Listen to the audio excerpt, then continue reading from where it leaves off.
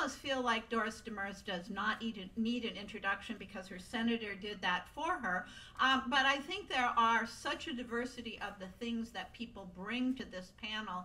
And by the way, although those may not be the norm in all school districts, I did recently get a photo for School Meals of Rock from a school district in Missouri that made its own fresh mozzarella from local milk. So there are incredible things going on in schools, and I've known Doris for many years, and trust me, everything her senator said about her was true.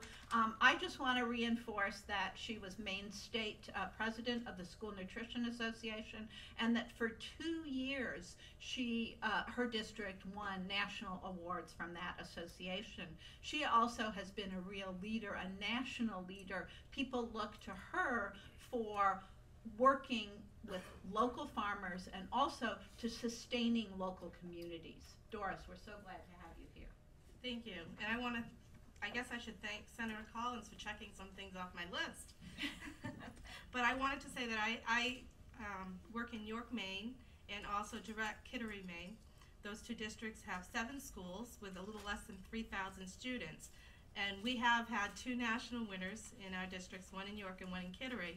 And what this is it's a project which the manager creates to improve the program in that school. We've actually had 8 attempts at this project in the 8 years that I've been there. We've actually had 5 state winners and 2 national winners in the last 2 years. So we're really excited. The project that one of my managers did was to teach students about good nutrition.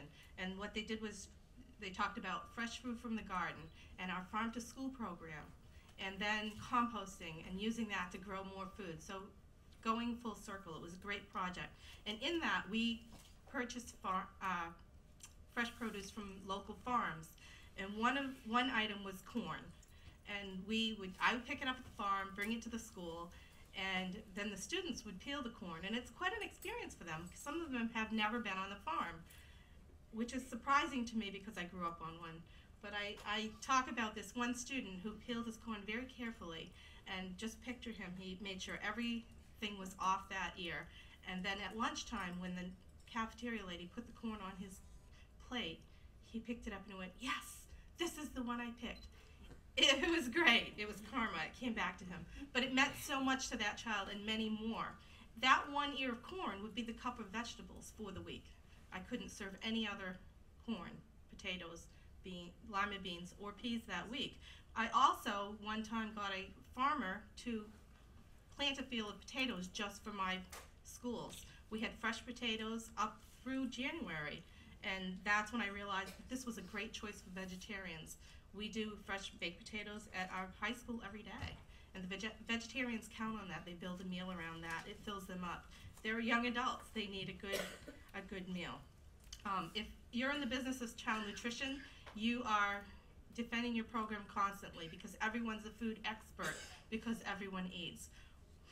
And a lot of these times it's based on their beliefs and misconceptions about what the food actually is. So we have 4 of my schools have applied for the Healthier U.S. Schools Challenge, and potatoes, corn, lima beans, they fit into this plan. And that's all I have. Thank you.